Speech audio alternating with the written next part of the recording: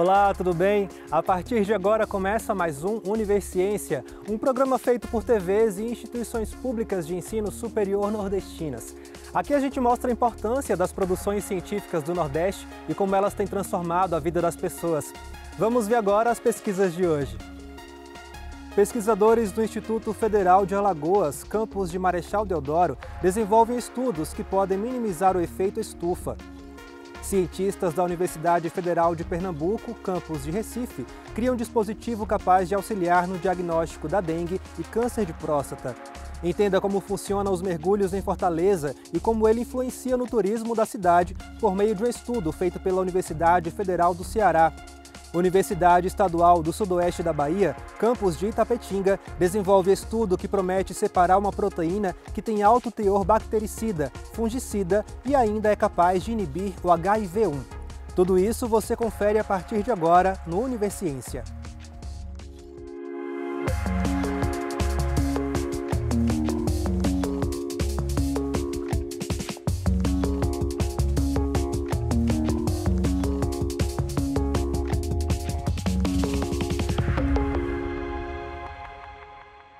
Quanto de carbono existe na Terra?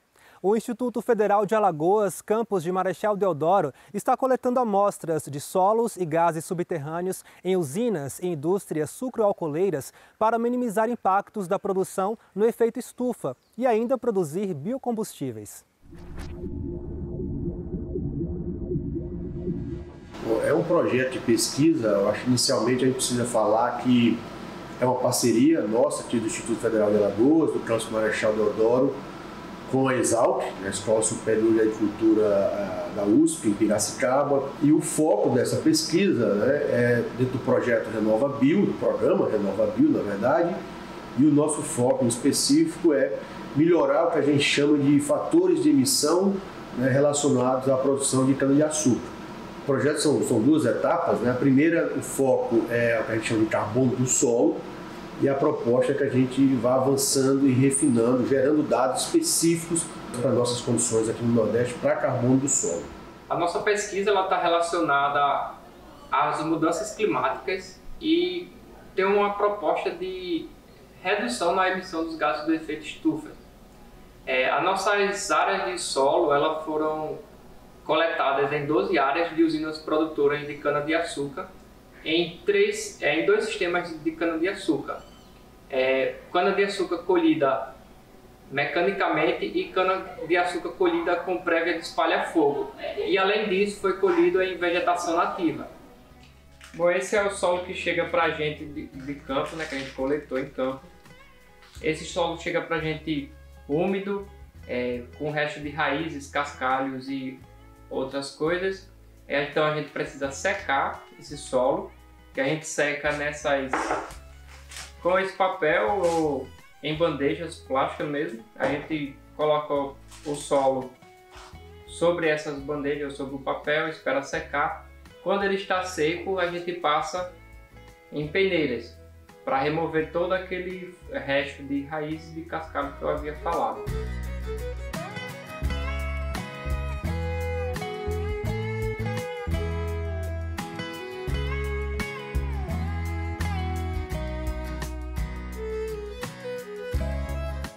Essa é uma subamostra de solo, que nós pegamos uma pequena parte da amostra de solo que trouxemos do campo e nós maceramos essa pequena amostra, passamos em peneira para deixá-la na textura mais fina que conseguimos.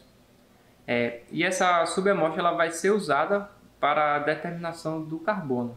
Bom, esse é um analisador de carbono, e ele serve para fazer amostras, determinar carbono, tanto em amostras líquidas quanto em amostras sólidas. Então aqui a gente determina amostras líquidas e ali é um forno, basicamente, que a gente faz a parte de sólidas, no nosso caso, a amostra de solo, e ele vai servir justamente para fazer a análise do carbono do solo que eu mencionei antes. Essas amostras foram trazidas para o laboratório com o intuito de realizar algumas análises.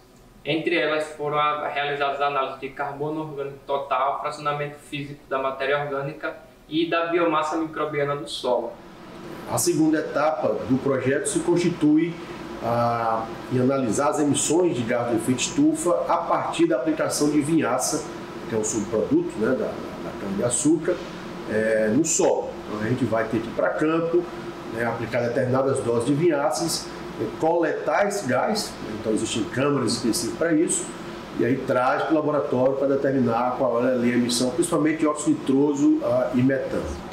Isso é um dos modelos de câmara para coletar gás que a gente leva para o campo, né?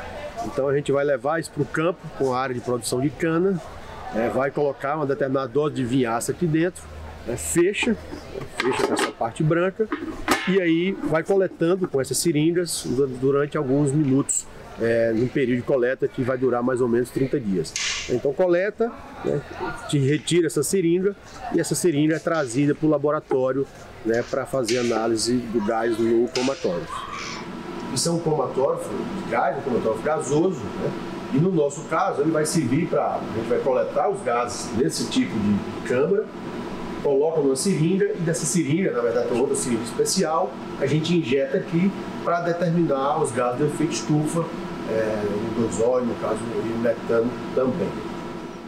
No final da nossa pesquisa nós esperamos ter resultados de carbono orgânico total como forma de contribuição para o RenovaBio, que seria o foco principal do nosso trabalho. Olha, eu acho que a principal contribuição e importância para essa pesquisa, né, é gerar informações que permitam, né, que o setor sucroalcooleiro, que produz energia, no caso etanol, que ele produza esse etanol com a menor emissão possível de gases de efeito estufa. E isso, consequentemente, é de interesse do setor, mas tem um reflexo para toda a sociedade, né, já que a gente vai estar aí enfrentando os maiores problemas ambientais da atualidade. No próximo bloco, vamos conhecer um dispositivo que auxilia no diagnóstico da dengue e do câncer de próstata. Não saia daí, a gente volta já já.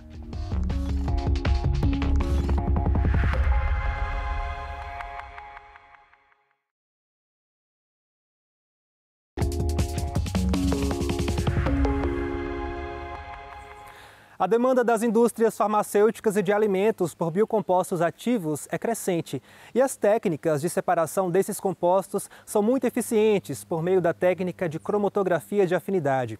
Pensando nisso, pesquisadores da Universidade Estadual do Sudoeste da Bahia, campus de Itapetinga, desenvolveram uma coluna capaz de separar uma proteína que tem alto teor bactericida, fungicida, antitumoral, inseticida e ainda é capaz de inibir as enzimas do HIV-1.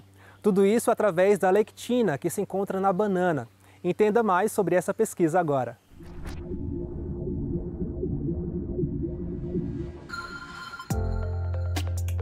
Esse trabalho que a gente está desenvolvendo, né, ele é parte e continuação de uma linha de pesquisa que a gente tem aqui em nosso laboratório, onde a gente tem como objetivos desenvolver novos materiais que podem ser usados em processos de separação, tá? Onde a gente normalmente busca separar compostos, né? Biocompostos, proteínas, enzimas, pigmentos, que tenham alto valor agregado, para a gente poder utilizar esses materiais em outras aplicações futuras. O projeto de pesquisa do meu doutorado é desenvolver uma coluna, né, de cromatografia, que a gente chama de criogel, para purificar um tipo de proteína específico que eu vou extrair da banana, que é uma lectina. O nome dessa lectina é a Banlec, justamente porque ela é extraída da banana, né? E com esse criogel, a gente vai conseguir funcionalizar ele a partir de uma condição que eu sei que a minha lectina vai poder se ligar a esse composto. Então, no caso, a gente vai usar um açúcar, onde a minha lectina vai se ligar, e eu vou conseguir extrair apenas esse produto de interesse, que é a minha proteína. A gente tenta conciliar um viés social ao trabalho, né? Então a gente não pensa simplesmente em pegar e retirar, por exemplo, do mercado a banana para produzir uma proteína que vai virar um medicamento. A gente pensa na questão do aproveitamento do que é descartado para que isso gere valor agregado, né? Então isso possa contribuir, por exemplo, para o aumento de renda nas cadeias produtivas, né? Em que as cooperativas e associações de produtores que, por exemplo, elas têm a banana como fonte de renda, elas possam descobrir que elas podem utilizar materiais que eram resíduos e vender para a indústria farmacêutica, né? Fazer parcerias ou mesmo adaptar processos para já vender um material pré-purificado para essas indústrias. Além disso, a grande maioria dos materiais que são utilizados nesse segmento no Brasil, eles são importados. Então a gente tem uma preocupação muito grande de tentar nacionalizar a tecnologia e tentar trazer aqui para o Brasil produtos e materiais que sejam a um custo acessível e que a gente possa, de um modo geral, baratear todos os elos da cadeia produtiva a partir disso. Mas nesse momento a gente vai estar testando apenas a resposta imunológica. E esse teste de resposta imunológica que a gente está fazendo com nossa proteína, a gente vai fazer, né, em convênio com a Universidade Federal de Lavras, onde a gente tem essa parceria, e esse último teste vai ser realizado lá. Aí a gente conseguindo realmente determinar que a gente conseguiu purificar, que a gente conseguiu desenvolver uma coluna, que o objetivo realmente de desenvolver essa coluna é porque as colunas cromatográficas comerciais, elas são caras. E esse processo que a gente faz é um processo mais barato, comparado às colunas comerciais. Então a gente vai ter uma coluna de purificação específica para esse tipo de proteína que seja barata, né? A gente vai ter um extrato também que é barato, que a banana é um produto que a gente consegue comprar facilmente. Então, além de a gente conseguir um produto que possa ser aplicado de uma forma farmacêutica, é um produto barato, tanto a coluna cromatográfica como o extrato que eu vou estar utilizando. E, por fim, a minha lectina, ela vai ter um valor, se a gente for fazer no final uma comparação, ela vai ter um valor bem mais barato comparado a uma coluna comercial que já existe. Então, o objetivo justamente é fazer uma coluna que possa purificar uma determinada proteína que seja um processo bem mais barato do que o atual. A gente pode ter diversos benefícios, tá? Desde o uso direto dessa proteína, né, em formulações. A gente pode pensar, por exemplo, se ele tem uma função antimicrobiana, ele pode ser utilizado na formulação de alimentos, ou ele pode ser utilizado na formulação de embalagens como um antimicrobiano natural, em substituição a antimicrobianos sintéticos que existem. A gente pode pensar na formulação de medicamentos que tenham princípios baseados em extratos naturais. É um bom material expectorante, pode ser usado no desenvolvimento de materiais para combate de remédio para tosse. Ele pode ser usado também em atividades mais finas, né, de química farmacêutica mais fina, que seriam etapas subsequentes. A gente está purificando, a gente está conseguindo juntar, né, uma quantidade boa que a gente possa estar fazendo os testes imunohematológicos. Aí, por enquanto, a gente só está na parte de purificação mesmo.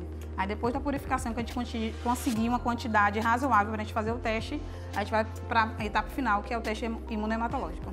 Inclusive, um novo material que ainda não existia. Então, ele já é possivelmente um produto em que a gente vai pedir uma patente. A gente fez ele, a gente caracterizou ele de maneira física e química. A gente verificou que ele tem a capacidade realmente de reter a proteína que a gente tem interesse. Então, essa foi a primeira etapa. A próxima etapa que a gente está trabalhando é obter um segundo produto, que é um extrato purificado dessa proteína.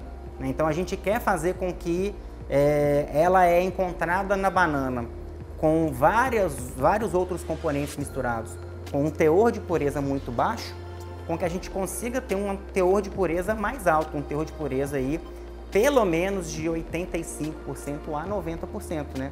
O que quer dizer o quê? Que do material final que a gente vai obter, toda a matéria seca que a gente vai obter, 85% vai ser essa proteína especificamente. Então a gente pode garantir que a função que a gente vai estar encontrando para esse material, ela pode ser atribuída realmente a essa proteína purificada.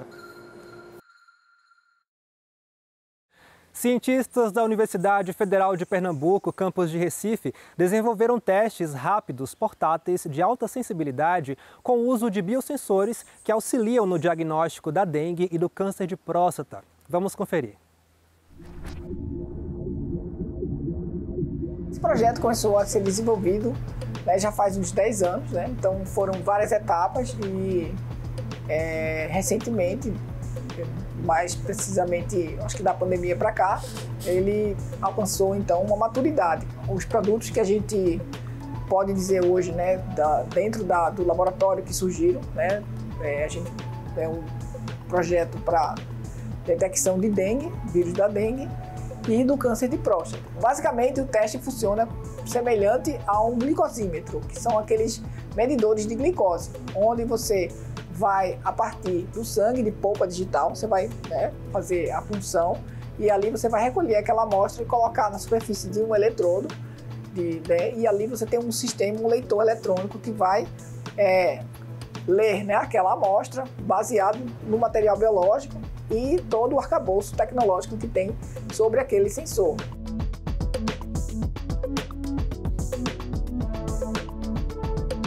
Da mesma forma que aquela tira que a gente tem no sensor de glicose, aqui a gente tem esses eletrodos que a gente modifica com nanomateriais e é aqui que a gente vai depositar a amostra biológica. E aí a gente vai pegar esse eletrodo e vai encaixar aqui nesse leitor e esse leitor vai fazer a transmissão para esse equipamento. E esse equipamento vai demonstrar uma variação no sinal elétrico e aí a gente vai poder ver o resultado desse teste. A amostra biológica que a gente vai usar aqui é soro de paciente e eu vou adicionar uma certa quantidade desse soro no eletrodo para que possa ser feita a leitura. Eu vou adicionar o soro aqui na parte modificada do eletrodo e a gente vai ter que esperar por volta de 20 a 30 minutos para poder fazer a reação entre o antígeno e o anticorpo que está imobilizado aqui. E após isso a gente vai ligar esse leitor de capacitância e aqui a gente vai observar o resultado do teste e quantificar, né, quanto de proteína tem no sangue. A nossa ideia é que no futuro a gente possa desenvolver um leitor em miniatura, como o leitor de glicose, que as pessoas possam utilizar em casa ou que possam ser utilizados no consultório médico ou em emergências. No caso específico do câncer de próstata, ele vai permitir um diagnóstico mais ágil, mais rápido, uma vez que permite, através de uma amostra de soro. É um teste, será portátil, então com isso o indivíduo vai colocar lá uma gota de sangue e vai ter o resultado em torno de 10 a 15 minutos. Então, esse é o tempo para você processar e o resultado será quantitativo. É um biosensor que vai quantificar os níveis por exemplo, do antígeno prostático. Quanto mais elevado, não é? É um exame de triagem, então significa dizer que existe uma possibilidade, né, de ele ter um câncer. Então, você vai fazer os exames complementares para avaliar isso. No caso da dengue, o nosso protótipo ele tem a vantagem de ser também uma tecnologia portátil, uma tecnologia quantitativa, que aí vai ver a quantidade de proteínas que são expressas pelo vírus. Então, no caso de um estágio que pode evoluir para uma dengue hemorrágica, você vai poder antever esse aumento, né, pela expressão do vírus em uma carga viral maior. Então, é possível que você consiga aí administrar, né, uma terapia com muito mais eficácia.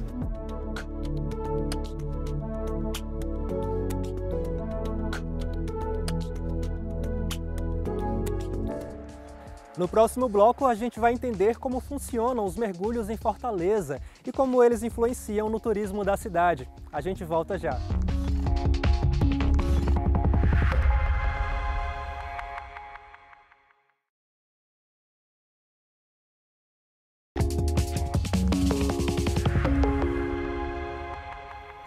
Bem perto da orla de Fortaleza, é possível encontrar um verdadeiro berçário da vida marinha.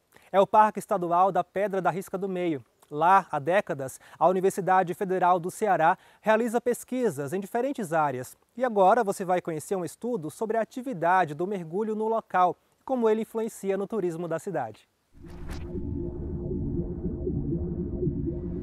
O Parque da Risca do Meio, se você analisar o estado do Ceará, né, que ele fica no que chama de região equatorial do Brasil, ele é a única unidade de conservação submarina, totalmente submarina, né? Ele fica entre 18 e 30 metros de profundidade. Então ele é uma região que chama de berçário, é uma maternidade da vida marinha, né? É uma região que essas espécies podem se reproduzir, né, sob menor, digamos assim, impacto humano. O parque fica a 18 quilômetros da costa, 18 quilômetros do Porto do Mucuripe. Ele é um ponto de referência bem específico, que é justamente onde os pescadores saem, né, e vão fazer a sua pesca e voltam para lá, que vendem ali no mercado dos peixes bastante. É uma área importantíssima e é a principal área de turismo de observação de mergulho que a gente tem no Ceará. Nós temos alguns naufrágios aqui na costa cearense, mas quando você pergunta para as pessoas onde vocês querem mergulhar, a maior parte das vezes, e na pesquisa confirmou isso, é o Parque Estadual Marinho, porque tem vários pontos lá dentro, né? Uns para iniciantes, outros mais para quem é avançado. A quantidade de peixes que a gente consegue encontrar lá é uma coisa que atrai muito o mergulhador.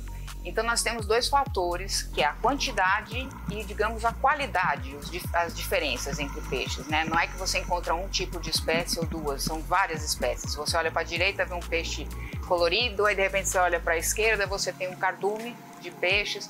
Então o mergulhador busca isso. A UFC, na verdade, ela está desde o início da criação do Parque Estadual Marinho Pedra Risca do Meio, né, em 97. Porque já várias pesquisas da universidade subsidiaram a criação do parque, né? Você tinha que ter uma justificativa para criar um parque, né? E as primeiras pesquisas com mergulhadores, né, já indicavam alta diversidade na área, né, de várias espécies, né? A universidade, ao longo do tempo, ela fez várias pesquisas lá em várias áreas, dentro da área ambiental, questões sociais, questões econômicas, né, envolvendo o turismo e a pesca, né? A pesquisa surgiu quando eu vim morar aqui em Fortaleza e comecei a me questionar por que a atividade de mergulho não é tão desenvolvida, não é tão divulgada nos meios, né? Eu fiquei muito intrigada com isso. E aí, a partir desse meu questionamento, eu procurei a universidade e apresentei um projeto de doutorado onde eu investigaria como é o mergulho aqui no Ceará, principalmente próximo de Fortaleza, né? Então teve um pouco de pesquisa qualitativa, quantitativa, teve estatísticas com base nessa pesquisa, né, nos questionários. Aí também fizemos um levantamento de marés, tipo de fundo, né, areia ou não, são corais. E aí, a partir disso também foi tirado umas conclusões a respeito das espécies que costumam estar lá, né? Então a pesquisa ela abrange vários pontos, né? Também teve a parte de logística, que nós fomos mergulhar com as escolas que estavam na época aqui, né?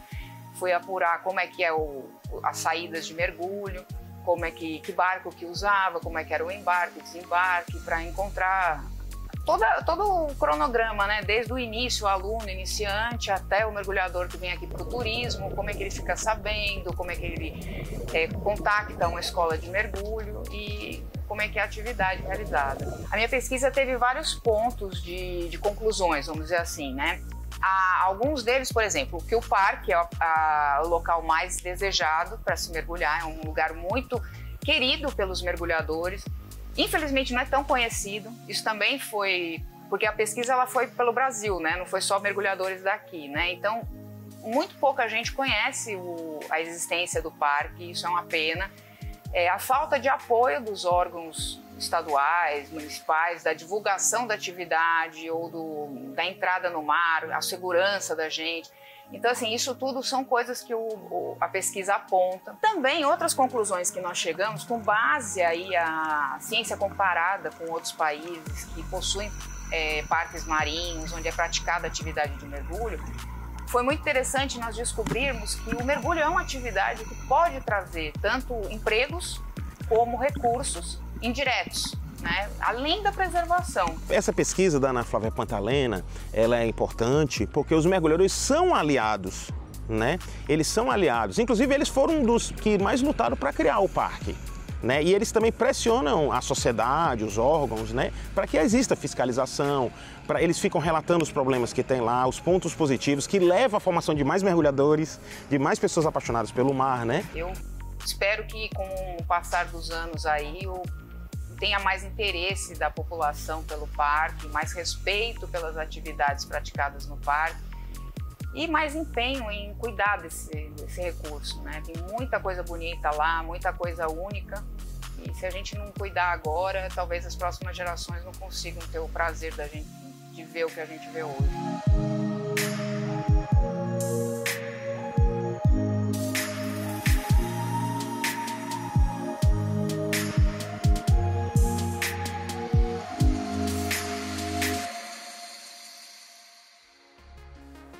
O Universiência de hoje fica por aqui. No próximo programa, traremos mais pesquisas inovadoras para que você possa conhecer o que tem sido produzido nas instituições públicas de ensino superior nordestinas. Caso tenha alguma dúvida, envie um e-mail para universiencia@uesb.edu.br que a gente te responde aqui em um próximo programa. Muito obrigado pela sua companhia e até mais!